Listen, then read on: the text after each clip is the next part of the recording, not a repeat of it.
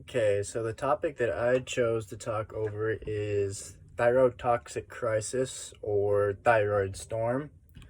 So, to get right into it, the definition of a thyroid storm is an abrupt and life threatening form of hyperthyroidism.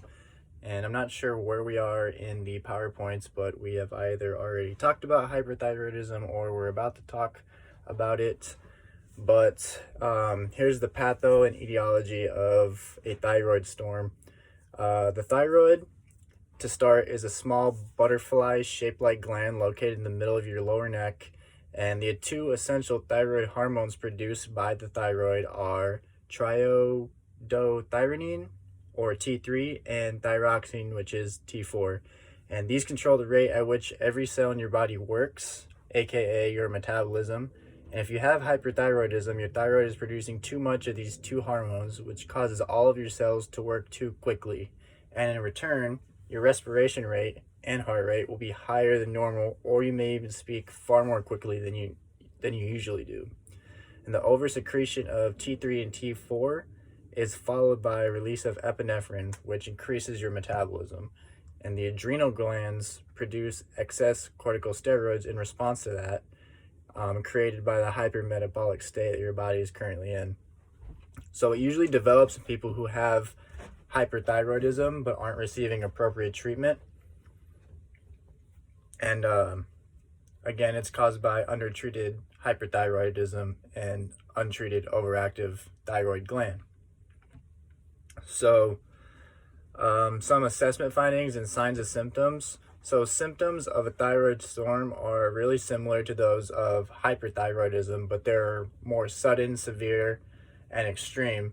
So your temperature could actually get as high as 106 degrees Fahrenheit, which is extremely high. Your pulse rate is going to be quicker, more rapid.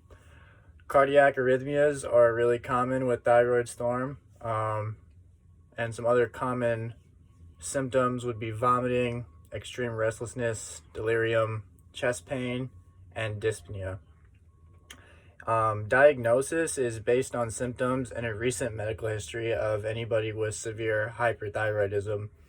And laboratory tests that are performed, such as a thyroid panel with measurements of thyroid stimulating hormone, serum T3 and T4, may be used to confirm the diagnosis.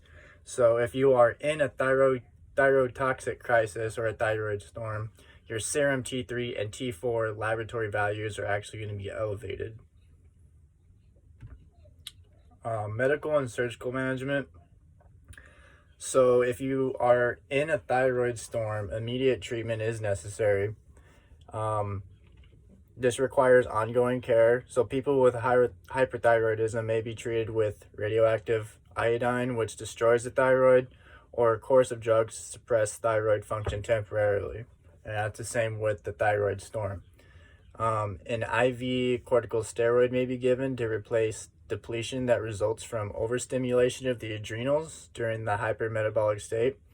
And IV sodium iodide prevents the thyroid gland from releasing additional thyroid hormones.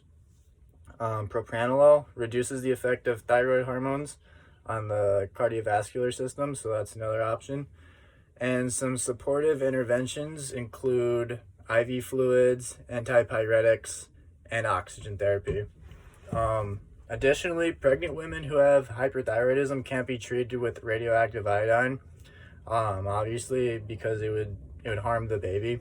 So in those cases, the woman's thyroid would have to be removed surgically. And some nursing management. So the client with thyrotoxic crisis is acutely ill. So nursing management for this is pretty vague, but the goal is to try to reverse all those signs and symptoms that are currently happening. So the nurse monitors vital signs, especially the temperature, frequently.